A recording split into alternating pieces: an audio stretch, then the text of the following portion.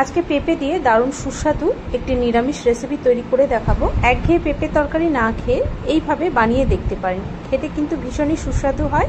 আর যাদের পেঁপে একেবারেই খেতে ভালো লাগে না তারাও কিন্তু ট্রাই করে দেখতে পারেন। একটা পেঁপের খোসাটাকে কেটে নিয়ে এইভাবে লম্বা করে কেটে রেখেছিলাম, এবার ছোট ছোট টুকরো করে কেটে নিচ্ছি। তো এইভাবে ছোট ছোট টুকরো করে কেটে নিয়ে পেঁপেটাকে ধুয়ে রেখেছি। এদিকে একটা ছোট্ট বাটির মধ্যে অল্প একটু গোবিন্দভোগ চাল আমি ভিজিয়ে রেখেছিলাম, প্রায় বড় 2 চামচ এখানে চাল আছে। প্রথমে কড়াইতে প্রায় 1 চামচ তেল দিয়ে দিলাম। তেলটা গরম হলে এবার এই ভেজানো চালটার জলটা ছড়িয়ে নিয়েছি, এই চালটাকে একটু ভেজে নেব।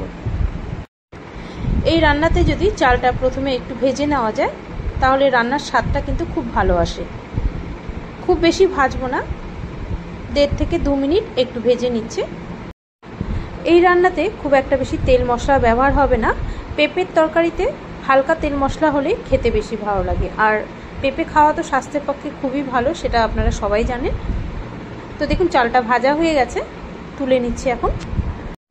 গোবিন্দভোগ চালের একটা নিজস্ব গন্ধ আছে খুব সুন্দর, আর পেঁপের রান্নাতে যদি একটু গোবিন্দভোগ চাল ব্যবহার করা যায় রান্নার স্বাদটাই কিন্তু আলাদা হয়। আর পেঁপের যে একটা গন্ধ থাকে সেটাও কিন্তু বোঝা যায় না। তো দেখুন চালটা ভাজা হয়ে গেছে, তুলে নিলাম। কড়াইতে আরও একটু তেল দিয়ে দিচ্ছি, এখানে প্রায় বড় 2 চামচ তেল দিয়ে দিলাম। এবার একটা তেজপাতা দিয়ে দিচ্ছি, শুকনো লঙ্কা দিয়ে দিচ্ছি একটা, এখানে কিছু গোটা গরম মশলা ফোড়ন দিয়ে দিচ্ছি, বড় 1 টুকরো দারচিনি, 2-3টে লবঙ্গ আর 2টো এলাচ দিয়ে দিলাম। এলাচটাকে একটু ফাটিয়ে দিয়ে দিয়েছি, এতে একটা খুব সুন্দর গন্ধ বেরোবে। ছোটো 1/2 চামচ গোটা জিরে দিয়ে দিলাম। সব কিছু একটু ভালো করে ভেজে নিতে হবে, ফোড়নটা কয়েক সেকেন্ড একটু ভেজে নিতে হবে, খুব বেশি না। তারপর এর মধ্যে এরকম একটু বড় বড় টুকরো করেই কেটে রেখেছিলাম, মানে যেরকম পেঁপেটা কাটা হয়েছিল ঠিক সেইভাবেই আলুটাকেও কেটে নিয়েছি। তো আলুটাকে দিয়ে দিলাম, সাথে পেঁপেও দিয়ে দিচ্ছি। এই রান্নাতে একটা আলুই ব্যবহার করেছি। আলু পেঁপেটাকে প্রথমে একটু ভেজে নিতে হবে। সামান্য লবণ দিয়ে দিচ্ছি। তো সামান্য লবণ দিয়ে আলু পেঁপেটাকে একটু ভেজে নেব। হলুদ আর দেবো না এখন, পরে আমি হলুদটা অ্যাড করব। ছোটো 1/2 চামচ লবণ দিয়ে দিলাম। এবার ঢাকা দিয়ে আলু পেঁপেটাকে একটু ভেজে নিতে হবে। তো নাড়াচাড়া করে একটু ঢাকা দিয়ে রাখছি গ্যাসের ফ্লেম লোতে রেখে। ততক্ষণ এই আলু পেঁপের জন্য একটু মশলা পেস্ট করে নেব। এই রান্নাতে যে গোবিন্দভোগ চালটা ব্যবহার করছি তাতে কিন্তু খুব সুন্দর একটা গন্ধ বেরোবে। আলাদা করে বেশি করে মশলা দেওয়ার কোনো দরকারই নেই। যেসব মশলাগুলো রান্নাতে ব্যবহার হয় সেগুলোই দেব, তবে পরিমাণে কম। এখানে প্রায় এরকম ছোট ছোট টুকরো করে কেটে রেখেছিলাম, প্রায় 4 টুকরো আদা দিয়ে দিলাম, আর দিয়ে দিলাম 5টা কাঁচা লঙ্কা। অল্প একটু জল দিয়ে এর একটা পেস্ট বানিয়ে নিচ্ছি। এই পেস্টটা কিন্তু আমি পুরোটা দেব না, আমি একটু বেশি করেই করছি, কারণ মিক্সিতে একটু যদি বেশি করে পেস্ট না করা হয় পেস্টটা কিন্তু ভালো হয় না। তো দেখুন পেস্টটা তৈরি হয়ে গেছে, তবে এর থেকে অল্প একটু পেস্ট আমি রেখে দিচ্ছি। আর এই যে ছোট্ট একটা প্লেটের মধ্যে তুলে নিচ্ছি, এই মশলাটাই আমি এই আলু পেঁপে তরকারিতে ব্যবহার করব। আর যে মিক্সিং জারের মধ্যে আছে সেটা কিন্তু রেখে দিচ্ছি। এদিকে আলু পেঁপেটাও হালকা ভাজা হয়ে গেছে, ঢাকনাটা এখন খুলে নিচ্ছি। এবার গ্যাসের ফ্লেমটা বাড়িয়ে আরও একটু সময় নিয়ে আলু পেঁপেটাকে ভেজে নিচ্ছি।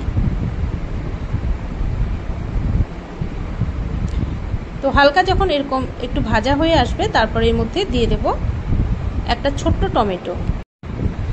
এর সাথে টমেটোটাকেও একটু ভাজা ভাজা করে নিতে হবে, আর একটু ভাজা ভাজা হতে হতেই টমেটোটা দেখবেন নরমও হয়ে যাবে, আর মশলার সাথে আরও একটু কষাতে কষাতে টমেটো পুরো গলেই যাবে। তো এইভাবে একটু হালকা ভাজা ভাজা করে নিচ্ছি। যারা পেঁপে খেতে পছন্দ করেন না তারা কিন্তু এইভাবে একবার ট্রাই করে দেখতে পারেন, আশা করছি এটা আপনাদের ভালো লাগবে। পেঁপের মধ্যে যে একটা গন্ধ থাকে তার জন্য কিন্তু অনেকেই পছন্দ করেন না এই পেঁপে, তবে এর মধ্যে যে গোবিন্দভোগ চালটা দিচ্ছি এতে কিন্তু খুব সুন্দর একটা গন্ধ আসবে, আর পেঁপের গন্ধটা কিন্তু বোঝাই যায় না তখন।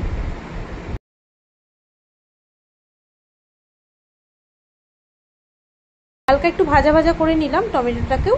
এবার এর মধ্যে যে আদা আর কাঁচা লঙ্কাটা বেটে রেখেছিলাম সেটা দিয়ে দিলাম অল্প, দিয়ে আবার একটু কষিয়ে নিচ্ছি যাতে আদা কাঁচার গন্ধটা চলে যায়।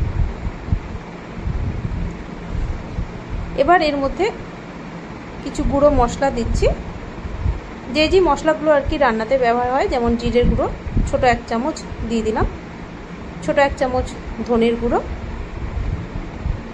আর দিয়ে দিচ্ছি সামান্য লঙ্কার গুঁড়ো।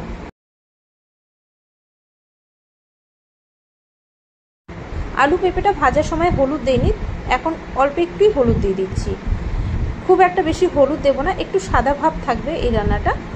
আর লবণ দিয়ে দিচ্ছি স্বাদ মতো, আর এই সময় অল্প চিনিও দিয়ে দিচ্ছি। এবার সব কিছু আবার একটু কষিয়ে নিতে হবে। এই গুঁড়ো মশলা দিয়ে প্রায় 1.5 থেকে 2 মিনিট একটু কষিয়ে নিচ্ছি।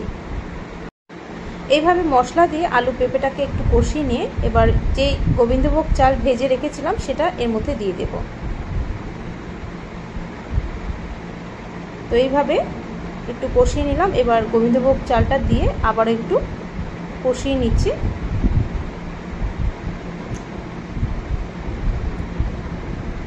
আরও 1 মিনিট একটু কষিয়ে নিয়ে এবার এর মধ্যে জল দিয়ে দেব। জল এখানে একটু বেশি পরিমাণেই দিতে হবে, কারণ আলু পেঁপেটা সেদ্ধ হতে হবে। এখানে প্রায় 1 গ্লাস দিয়ে দিচ্ছি জল। এবার নাড়াচাড়া করে দিচ্ছি, নাড়াচাড়া করে ঢাকা দিয়ে এটাকে সেদ্ধ হতে দিতে হবে। তো যখন একটু ফুটে উঠবে তখন গ্যাসের ফ্লেমটা লো টু মিডিয়ামে রেখে ঢাকা দিয়ে এটাকে সেদ্ধ করে নিতে হবে, যতক্ষণ না পর্যন্ত আলু পেঁপে সেদ্ধ হয়ে যাচ্ছে।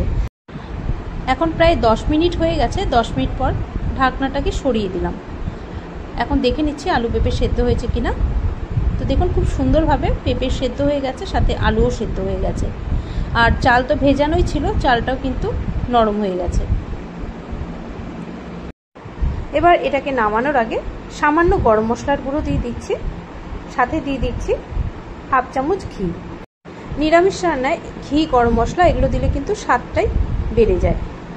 তো ঘি গরম মশলা দিয়ে আবার একটু নাড়াচাড়া করে নিচ্ছি। এই রান্নাতে খুব একটা বেশি কিন্তু গ্রেভি থাকবে না, একটু গা মাখামাখাই হবে। তবে এর থেকে যদি আপনারা একটু ঝরঝরে চান তাহলে কিন্তু আরও একটু ফুটিয়ে শুকিয়ে নিতে হবে এটা। তো এইভাবে গরম মশলা ঘি দিয়ে নাড়াচাড়া করে স্ট্যান্ডিং টাইমে রেখেছিলাম 10 মিনিট, তারপর এটাকে সার্ভ করে নিচ্ছি। শুধু শুধু খেতেও এটা খুব ভালো লাগে, সাথে আপনারা এটা ভাতের সাথেও খেতে পারেন। পেঁপে যদি এইভাবে বানিয়ে না থাকেন তাহলে অনুরোধ করব আপনাদের একবার হলেও এইভাবে বানিয়ে দেখবেন, খেতে কিন্তু খুব ভালো হয়। আমার আজকের এই নিরামিষ পেঁপের রেসিপি কেমন লাগলো অবশ্যই জানাবেন, আর যদি ভালো লেগে থাকে অবশ্যই লাইক ও শেয়ার করে দেবেন, সাথে চ্যানেলটিকে সাবস্ক্রাইব করে পাশে থাকার অনুরোধ রইল আপনাদের সবার কাছে। আজকে এখানেই শেষ করছি, আপনাদের সামনে আবারও হাজির হয়ে যাব অন্য নতুন কোনো রেসিপি নিয়ে।